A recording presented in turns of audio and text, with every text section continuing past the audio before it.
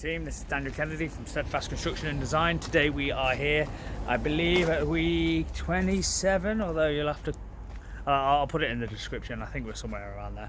I'm going to take you through, there's been a few weeks of progress that we haven't updated you, and mainly a lot of the work has been fitting in the kitchens, bathrooms and the car park. So just to show you all that didn't come to the tour, where we are with this project and how we're in the final sort of hurdles and getting over the last sort of obstacles that have occurred, as they do with every project.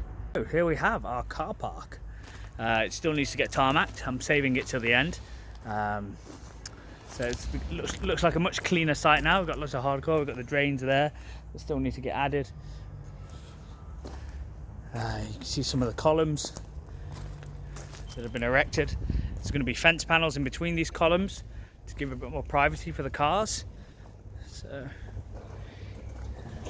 a real nice space. You've got this wall here that's been built.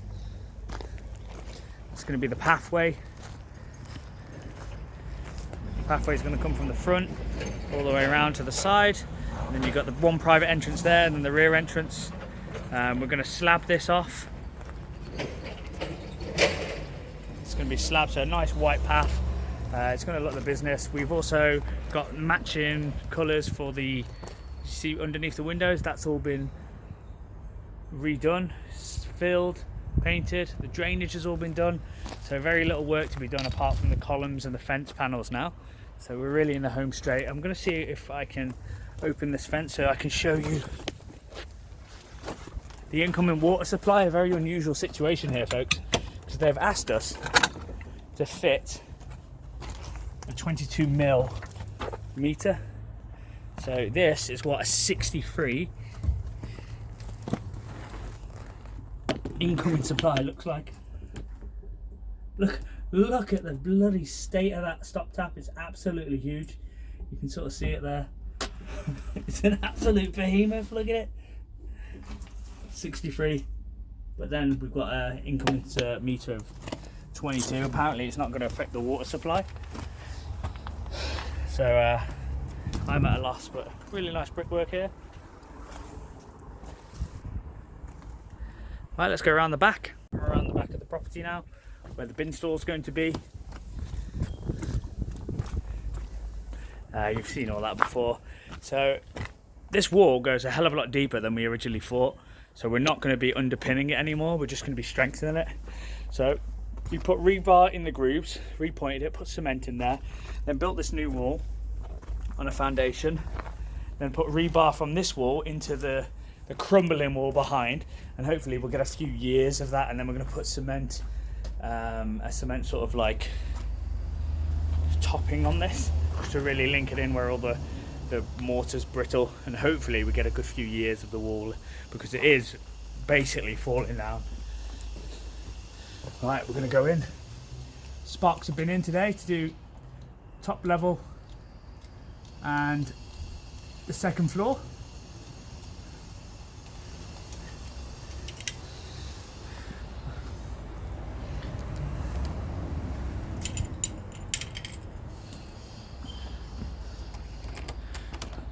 Sorry about this. Oh, it's been SBR'd. God damn it.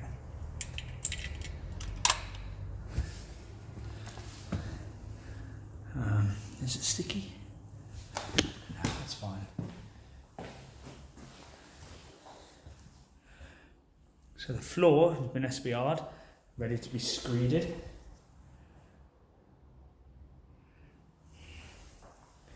Just stand on the dry bits. You can see here in the office now, all the prep work's been done. We've got all the kitchenettes in, all the second fix woodwork has been done. You see you've got all the kitchen material supplies there. That'll be going in next week. All the prep work's been done for this. And then let's walk through.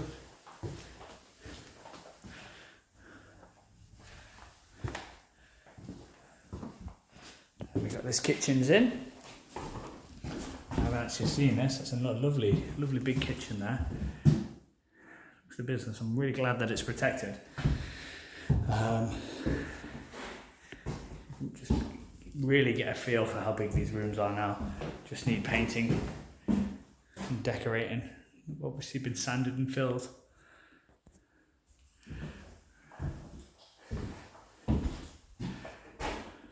Really pleased with the progress of this.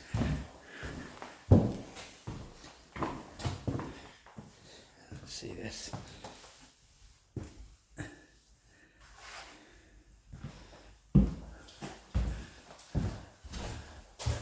You got the tiles behind there, can't really see it, but again, you've seen the kitchens, you know the finish.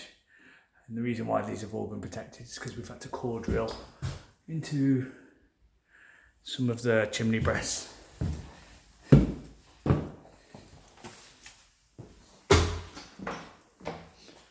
Right, now we're going upstairs.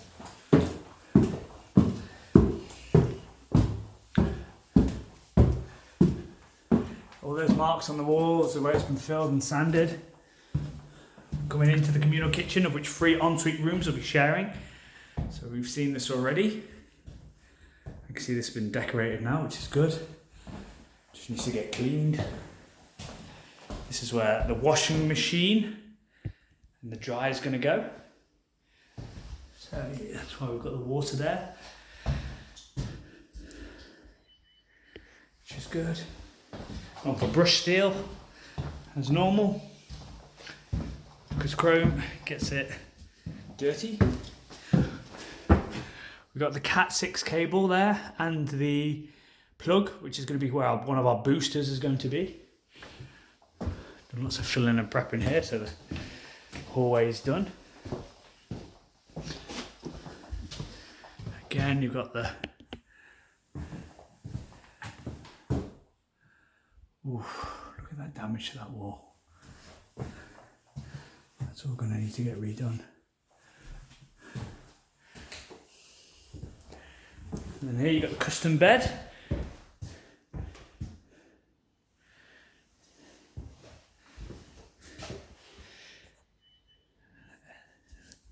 Stunning.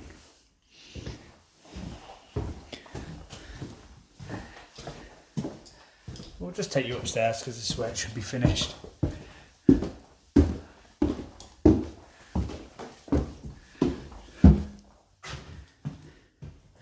So yeah, all the woodwork's finished. We've got one of the fans there, finally in. Bit of an oversight, but we'll get that nipped. So this room really can be cleaned now. Last little touch up. See, that's annoying, that shouldn't have happened. Putting coffee mug stains on there.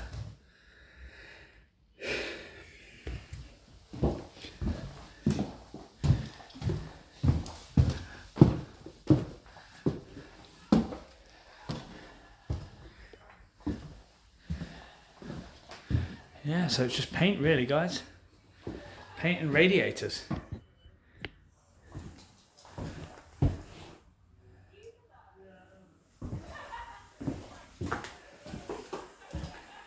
All the toilets, aqua boards, backsplash. The lights are in. We've gone for pendants where we can. And that there really gives you a feel. Looks absolutely fabulous.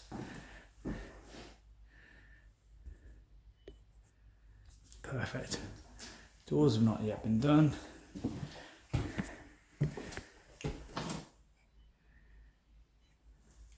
So you're seeing basically all the same.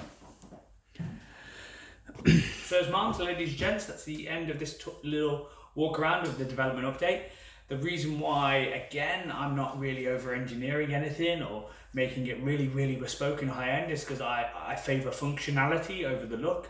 I would rather spend a bit more money and put studios in and kitchens in, put better bathrooms in rather than make all the all the walls really decorative, light fitting. There'll be standard pendants, there'll be 99p bulbs in there. The only thing that I tend to invest in is stuff that lasts long. So if it's going to last longer, then I'll spend a bit more money. But if there's no benefit for longevity, then I ain't doing it. What we found with spotlights versus pendants is that there's no real difference, but spotlights cost more. so we just go for pendants because people don't really care. Brush steel helps us because the cleaning, when you get fingerprints over it, you get less. The kitchens are obviously going to command a premium rent just because they're kitchens, go figure. And then we've got the mezzanines as well, so we invested a bit of money there just to try and get more rental income from some otherwise small units. The car park is a big must with HMOs. Like wherever you can get car parking, because in an ever saturated market you need any edge, and car parking, especially designated like this is your car park, it's attached to this room, it's going to sell a room a lot quicker than a room that otherwise wouldn't have. I'm 100% sure. And this was, those of you who don't know, and hopefully you all do now because you've been following the progress, this was a HMO before, so we didn't need to go through planning. It was just a really poorly run HMO, and it was making 4,000, there was 11 beds, 450 quid, some were 400, so let's assume 410. So that's 4,100, 4,500 pounds per calendar month. So we purchased this at 428. The total spend is going to be at 230, and then it's going to bring in monthly. So we've gone 4,500 to 800. We worked this out. So 8,150 pounds, and just per month. So if you times that over 10, we basically doubled the income of this building through spending 240. We're not going to be doubling the value because it's certainly not going to be worth 900, but it's going to be worth around 800 because of the income multiplier.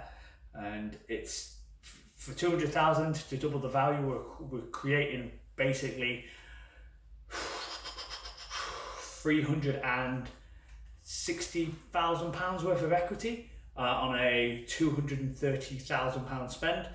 So it's, again, the numbers aren't sexy, but the income that this will produce is going to pay down that deficit in a very, very, very quick fashion. So pretty soon, this will be making me, for the rest of our life and our company, £50,000 a year, which is a great deal. How many of these deals do you need?